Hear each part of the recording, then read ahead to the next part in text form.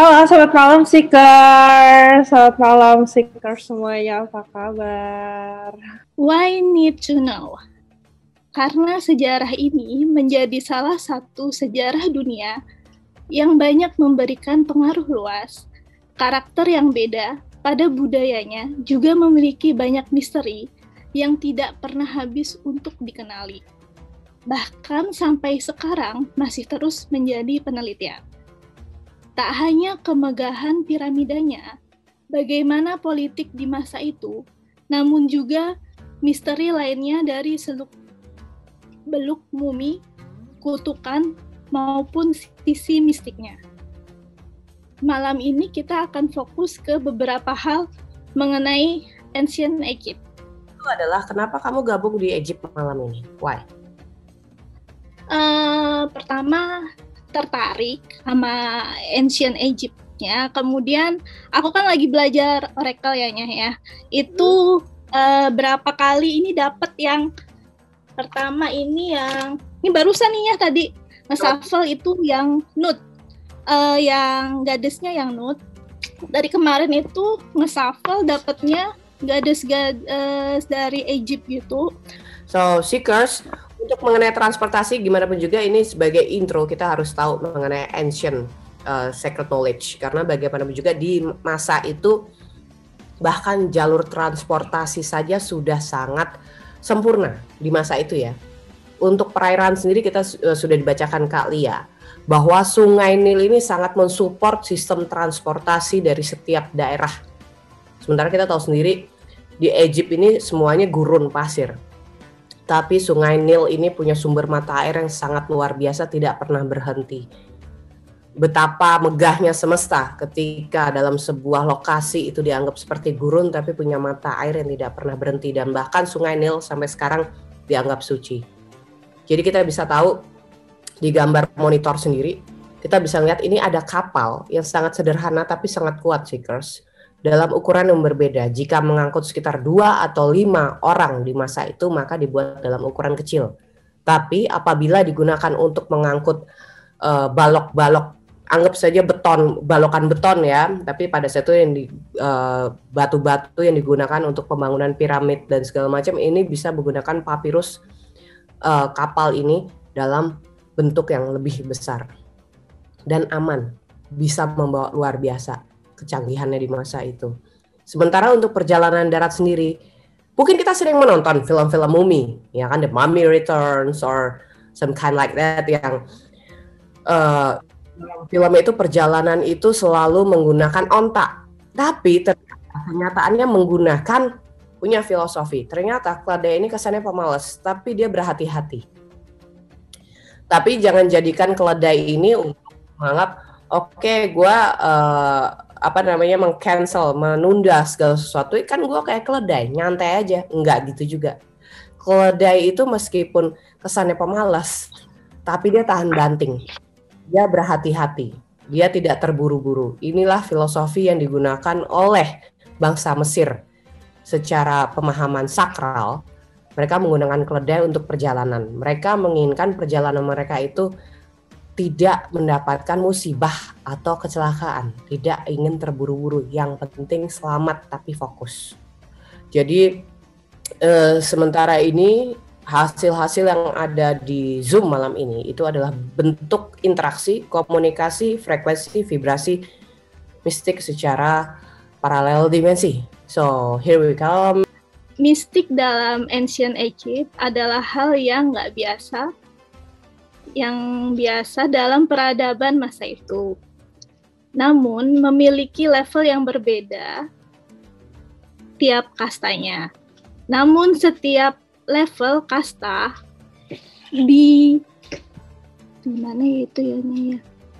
memiliki dewa-dewi yang berbeda dalam setiap aktivitas mistiknya. Heka adalah dewa mistik atau magic dalam peradaban Ancient Egypt. Siapapun yang terkoneksi dengan mistis di masa itu akan selalu melakukan ritual terhadapnya. Setiap pengalaman personal dalam ritual akan membuat perkembangan dalam bentuk prosesi itu sendiri. Heka, dewa mistik di abad 4500 sebelum Masehi, Sisi mistik di Ancient Egypt sendiri juga mengutamakan pembuatan amulet sebagai bentuk simbolik sebuah ritual yang sudah dilakukan. Hal ini masih dilakukan bahkan sampai abad 5 Masehi. Sampai abad 5 Masehi hal ini masih dilakukan. Beberapa penemuan mantra juga tertulis pada relief atau batu dinding di masa tersebut. Begitu juga dengan lukisan papiri atau manuskrip dari kulit tumbuhan. Di setiap makam, kasta level tertentu ada simbol Dewa Heka di dalamnya. Dewa tertua yang sangat memiliki energi besar di masa itu. Yang membuat Heka seakan lebih dekat dibanding dewa lainnya adalah simboliknya secara fisik sangat manusiawi seperti manusia. Dari aku pribadi ada orang yang seperti menantang seorang rajanya. Itu sih yang paling itu, dan beberapa asisten di rajanya itu kayak tidak terima dengan ancaman itu. Itu sih. Karena bagaimana juga kita secara bawah sadar harus belajar mengenai ancient wisdom, Seekers. Terkadang beberapa wawasan yang sangat asing dan tidak biasa itu sering dicemooh. Dan yang mencemooh ini kita bisa lihat levelnya. Level kesadarannya, perwakilannya adalah yang di dekat pintu dua orang itu. Menunjuk dan seperti nggak mungkin. Perhatiin. Ini adalah level kesadaran setiap orang yang close-minded, tertutup secara pikiran, bahkan tidak mau menerima wawasan baru. Karena mereka hanya menganggap apa yang mereka ketahui, ya udah itu yang paling benar. Sementara banyak wawasan misteri yang sebenarnya itu bisa menambah kekayaan batin kita secara personal. Sebagai raja di sini, dia harus bersikap netral, tidak bisa close-minded, tidak bisa tertutup. Terkadang terlalu terburu-buru juga bisa membuat kita kehilangan arah. Oleh karena itu sebagai raja, dia harus bersikap benar-benar perhitungan dengan segalanya. Segalanya menjadi masukan.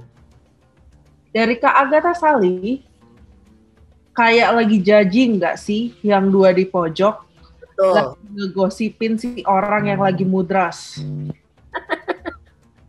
Betul. Genius statement, right? Oke, lanjut. Ya, kembali lagi di sini juga visual observasi terhadap diri kita. Di mana diri kita saat ini? Apakah kita bisa open mind dengan segala wawasan baru yang masuk, memfilternya, kemudian mempelajarinya dan menggunakan sebagai kebaikan kita secara personal batinnya. Sementara yang di pojok dua sana itu sudah judging. Benar kata Kak Agatha, sudah judging. Dia mau orang gila, nggak penting, kayak gitu kan. Karena urusannya mereka hanya terbatas kepada yang penting gue makan. Dan itu adalah zombie.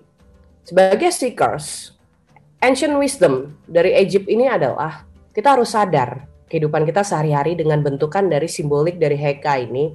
Kalian ini udah punya blueprint ya.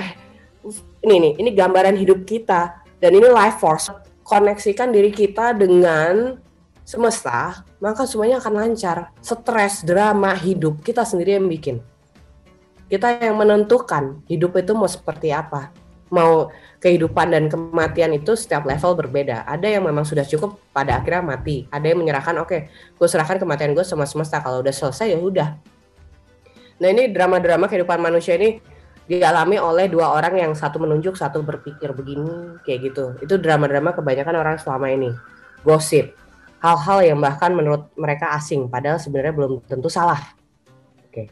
Yang Nyanya suka dari dua gambar ini adalah interaksi dari simbolik di Heka ini dan rajanya. Kemudian untuk karpet harimaunya itu adalah bentukan simbolik dari bagaimana menjinakkan kebuasan dalam diri kita sendiri, Seekers.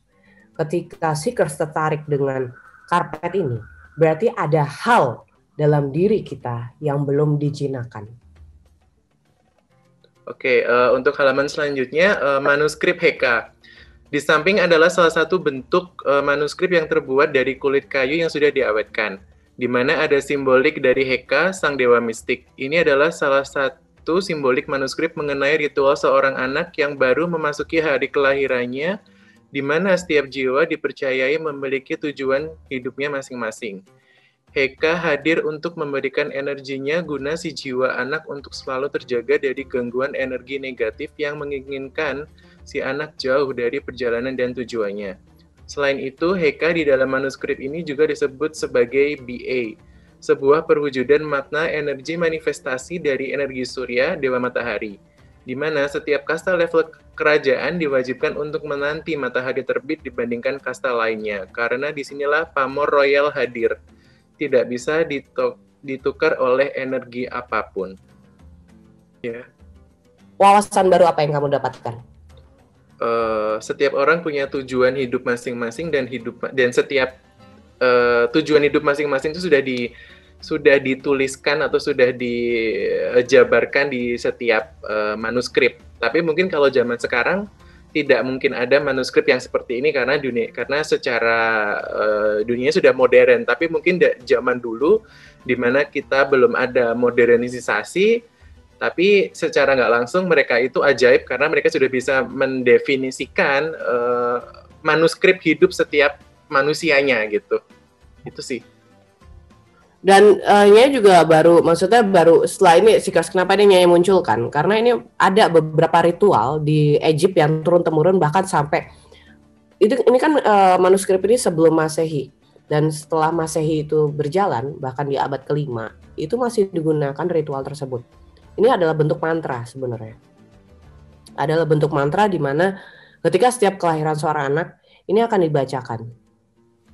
Dan memang ada urusannya dengan Heka karena ini terdapat dalam manuskrip Heka, di mana anak-anak ini akan di-blessing oleh energi Heka itu sendiri sehingga mereka secara bawah sadar, kembali lagi mistik ini terkadang terkoneksi dengan bawah sadar Seekers. Oleh karena itu kenapa banyak orang di luar sana bisa terkena black magic, pelet segala macam karena bawah sadarnya lost, hilang. Bawah sadarnya bahkan mereka tidak bisa defense. Sementara Heka ini maksudnya adalah bayi-bayi ini secara bawah sadar sudah punya defense. Ini adalah sakral, wawasan sakral dari ancient Egypt. Anak-anak bayi di masa itu bawah sadarnya sudah dibikinkan defense agar tidak ada serangan-serangan black magic atau apapun yang akan mengganggu perjalanan hidup mereka. Seperti itu. Dan di Google nggak ada. Di Google nggak ada. Jadi gini, kemarin ketika Nyanya membuat pada akhirnya total 177 halaman, ini terwakili beberapa dewa yang memang jarang muncul. Yang paling sering itu Osiris, Hades, Anubis sendiri juga tanda petik informasi tema sudah cukup, sudah sering, yang lain yang penting. Dan Heka ini kenapa Nyanya keluarkan karena dia dianggap termasuk dewa yang paling tertua bahkan sebelum Masehi. Di part 2 nanti ada Amenra berhubungan dengan matahari, di mana itu adalah salah satu akar roots dari bahasa Amin dari setiap religion yang ada di muka bumi ini, Amenra. Jadi kembali lagi Urban Monk ini kita akan menginformasikan sejarah-sejarah ancient yang kita nggak boleh hilang, kita nggak boleh lupa sama sejarah kita apapun itu sebelumnya. Kenapa? Biar kita bisa mengakar, mempelajari segala sesuatu, biarkan kita mendapatkan wawasan yang penting agar kita bisa menemukan diri kita sendiri. Cobra dalam Mystic Ancient Egypt. Weret Hekau atau Grid of Magic adalah simbol yang juga tak terlepas dari Heka. Simbol kobra ini ada di dalam beberapa dewi. Sisi feminin dalam mistik sebagai penyeimbang maskulin, the ego. The Ancient Egypt sendiri, kobra dianggap sebagai ibu pelindung para calon raja di masa depan. Karena musuh dari seluruh raja masa depan juga berbahaya. Kembali lagi sisi divine sendiri tetap membutuhkan pelindung yang memiliki energi besar dalam dimensi peperangan. Kobra mematikan musuh. Karena sebagai pemimpin maka akan selalu memiliki musuh. Maka simbolik kobra ini adalah sebagai pelindung. Selain di mahkota, simbol kobra ini ada di setiap tongkat kerajaan di masa itu. Dalam dunia esoterik ini adalah simbol Kundalini. Oke. Katanya Feli diminta untuk share tentang kobra di kehidupan saya ya, betulnya? Betul, silakan. Oke. Dari kecil emang ular kobra itu sering mampir di hidup saya sih, entah itu sebagai pertanda di mimpi, entah itu di realitas sendiri, di kehidupan nyata. Jadi saya sendiri waktu umur 7 itu kebetulan punya tetangga memang jual beli ular. Nah di situ ada ular kobra juga. memang ada beberapa ular kobra, dan waktu mau ngeluarin ularnya itu saya hampir dipatuk. Saya di dekat situ saya hampir dipatuk, tapi udah keburu dipegang sama pawangnya. Kaki waktu itu yang kena sabet ekornya, ekor ular kobra itu. Jadi kaki saya itu memar biru merah itu selama 3 hari, dan sempat badan juga demam waktu itu karena kena sabet. Nah itu satu. Nah dari kejadian-kejadian itu terus menerus di sekitar, entah itu di sekolah, entah itu kemana, itu ketemu ular kobra. Kemudian kalau di mimpi sendiri, kebetulan saya juga pernah punya jurnal mimpi. Ada ular kobra yang mampir ke mimpi dalam berbagai warna dan bentuk, entah itu warnanya hitam, terus campur kemerahan, terus juga kebetulan juga punya cerita di jurnal. Ular kobra di situ ada nyanyah dan ular kobra besar. itu kemudian pengalaman ular kobra yang lain lebih ke pindah ke Bali sih. Jadi kalau di Bali sendiri datang ke pura-pura itu tiba-tiba ada ular kobra datang, entah itu secara niskala gaib atau itu secara real nyata. Itu sih. Itu Nyanya. Dayu mohon maaf, ada pertanyaan. Ya. Mimpi ular kobra tentang Nyanya seperti apa? Kak Dayu boleh diceritakan?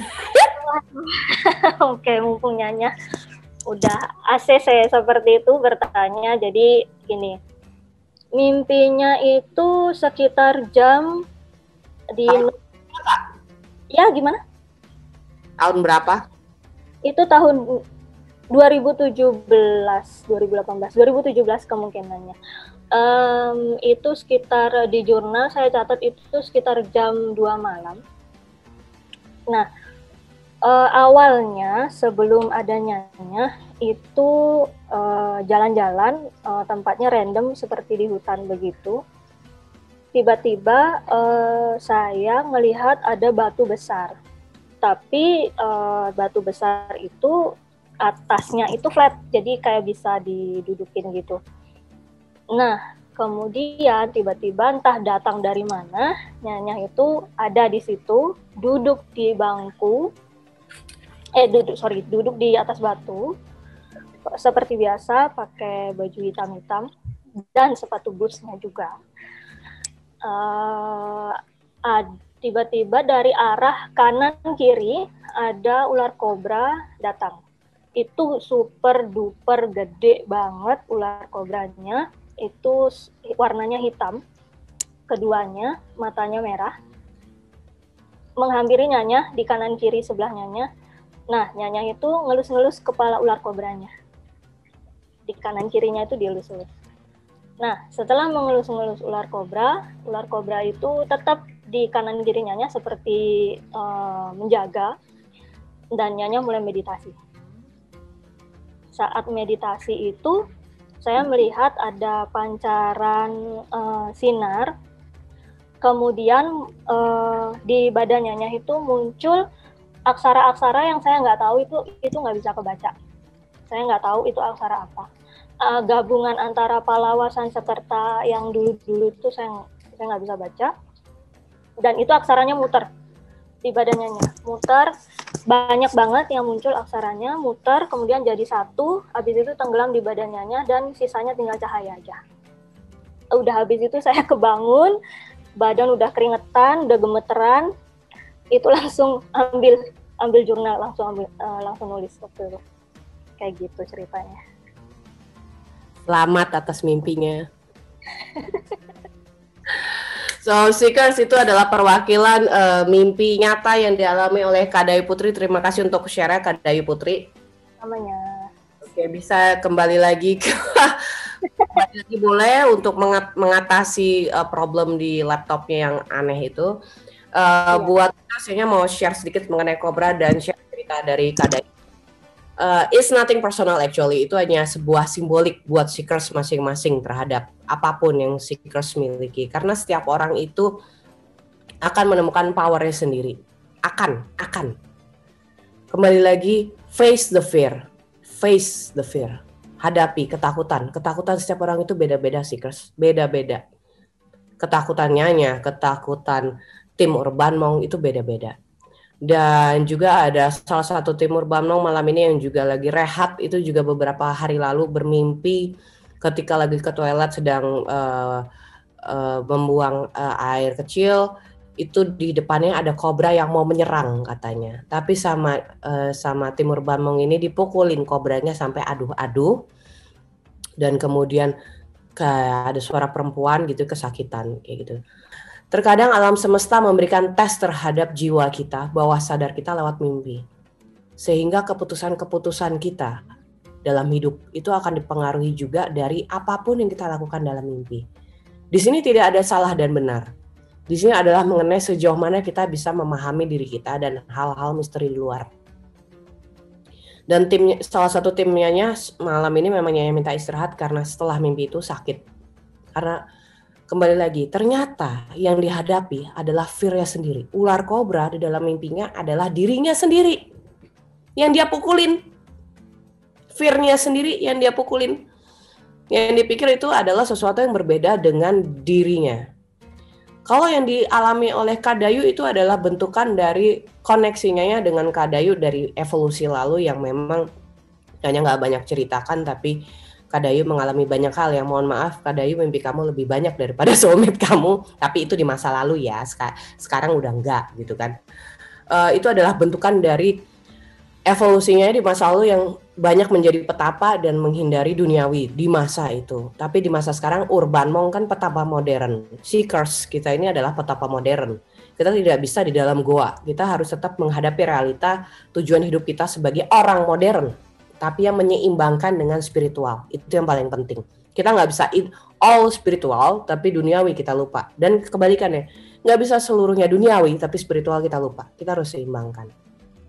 Dan mimpi-mimpi Kak Dayu mengenai ular kobra kiri dan kanan itu adalah yin and yang, di mana di masa itu Nyanya sudah bisa menghadapi fear-nya sendiri. Nextnya adalah prosesi. Peradaban Ancient Egypt sampai sekarang adalah master dari perihal prosesi mumi hingga bisa awet berabad-abad. Kuncian rahasia mereka adalah neutron atau neutron. Komponen penting dalam prosesi ini berupa sodium bikarbonat berupa garam mineral yang sangat murni. Kemudian dicampur dengan sodium sulfat. Hasil akhirnya akan memberikan kimiawi pengawetan terhadap organik yang sudah mati. Secara alami akan mengerikan tanpa menghancurkan. Untuk tubuh manusia hidup, ini juga bisa menjadi racun dehidrasi akut. Bentar.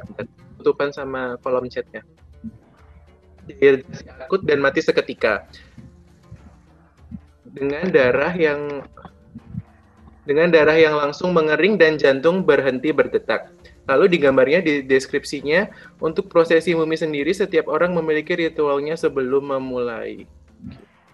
Kita tahu di museum-museum ya saat ini, mumi ini sendiri bisa tahan lama, awet. Kebayang nggak itu? Sebelum Masehi loh, halo gitu ya. Halo.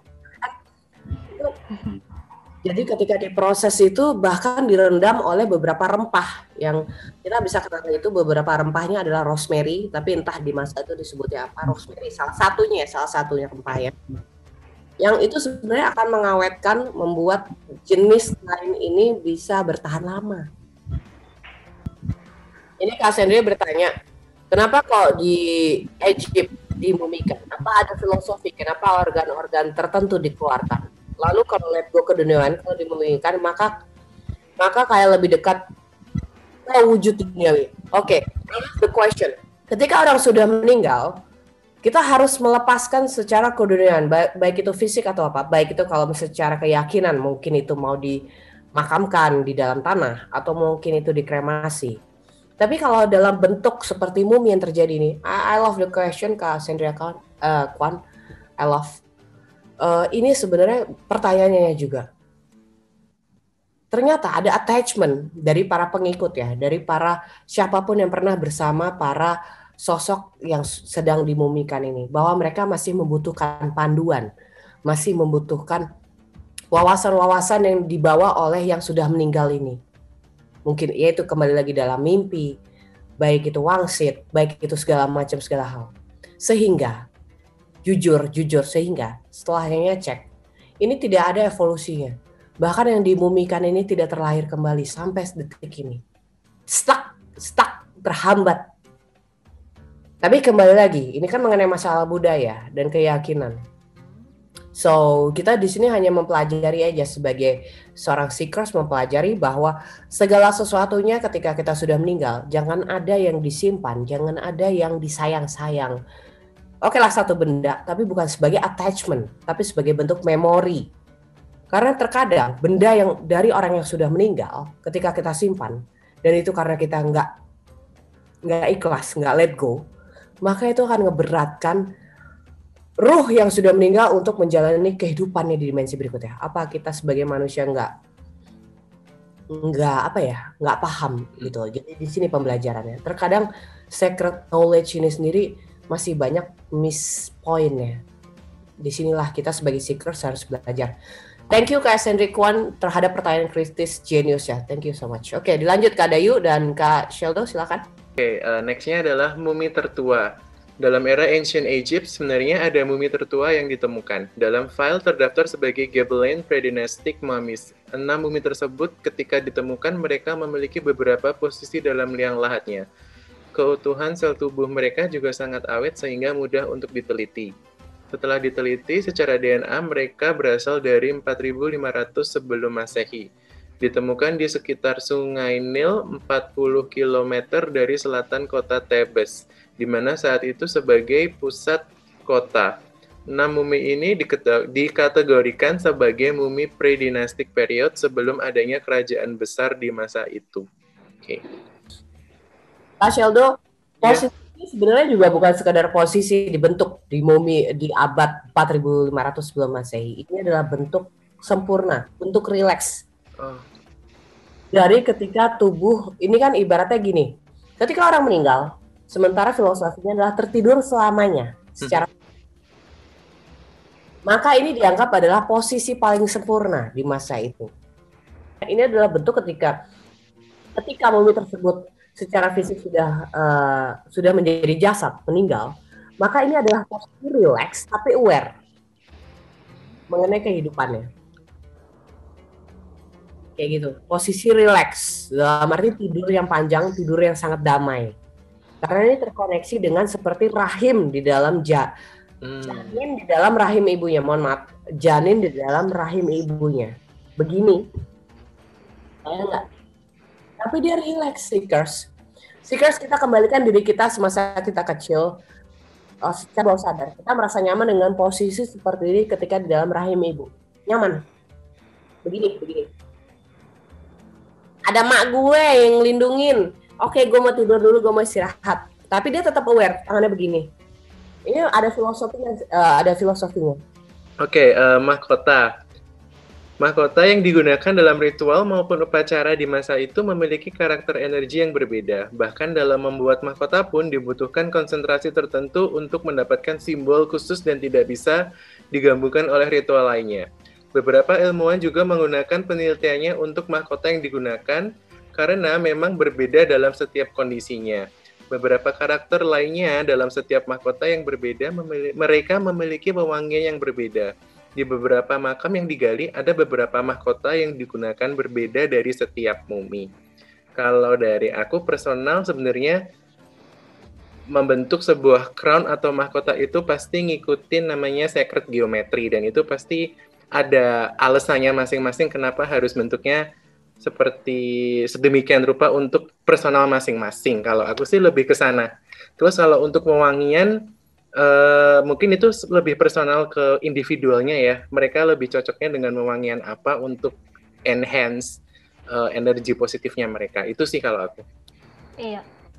Kalau untuk membuat crown sendiri ini kan berhubungan dengan kalau dihubungkan dengan cakra kan sahasrara, di mana itu portal pertama ketika kita menerima ilmu pengetahuan ya Kak. Jadi Betul.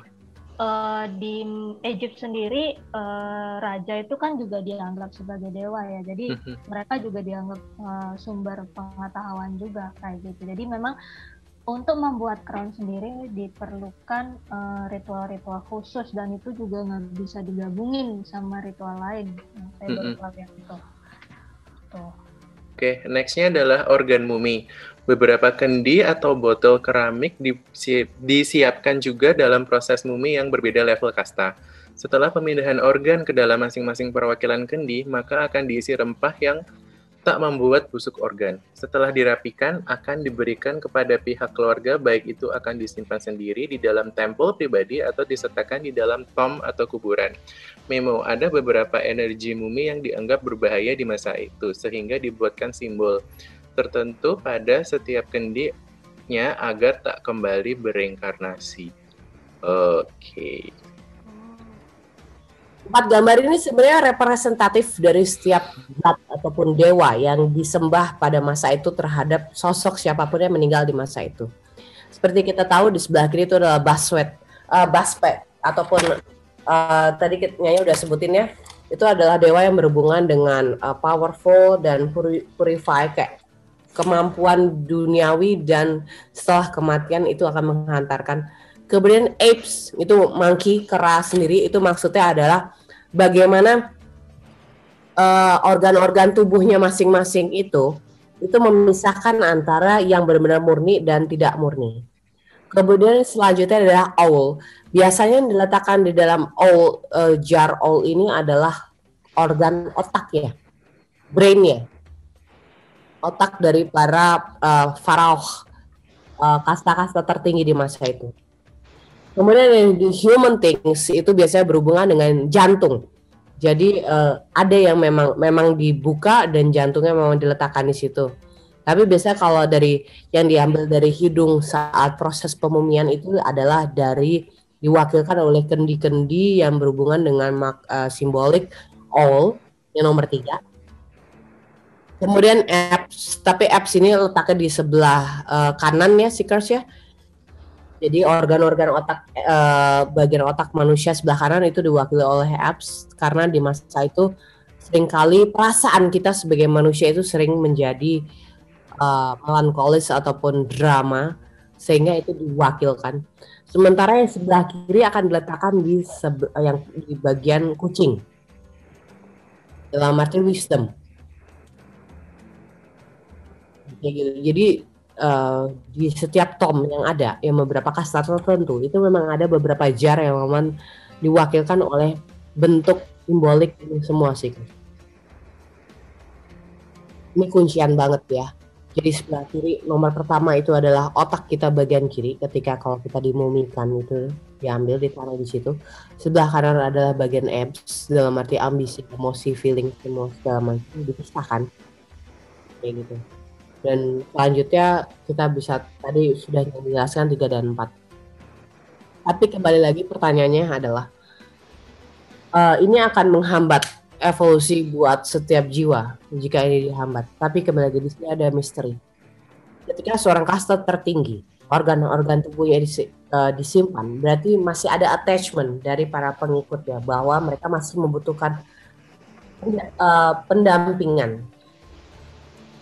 Di sini, ketika kita percaya, yakin terhadap diri kita sendiri, maka kita tidak akan menggantungkan hidup kita kepada yang sudah meninggal. Kita percaya terhadap diri kita sendiri karena kita punya perjalanan kita sendiri. Kunciannya adalah kita terhadap source, no matter what your religion is. Kuncian kita terhadap source. Kalau kuncian kita terhadap orang-orang yang sudah meninggal, kita akan menghambat orang-orang yang sudah meninggal ini. Kecuali mereka adalah inspirasi kita terhadap cara bagaimana mereka hidup dan bagaimana cara mereka untuk menjalani hidup yang sangat keras di masa itu. That's the key. Okay? Tapi Seekers, kembali lagi, ketika kita bersama, kita akan bisa berdiskusi secara sehat dan netral apa adanya, karena kita harus menemukan banyak rahasia dalam hidup kita dari satu sama lainnya. See you at the next one. Bye, thank Nighty you. night. Thank you semuanya. Bye.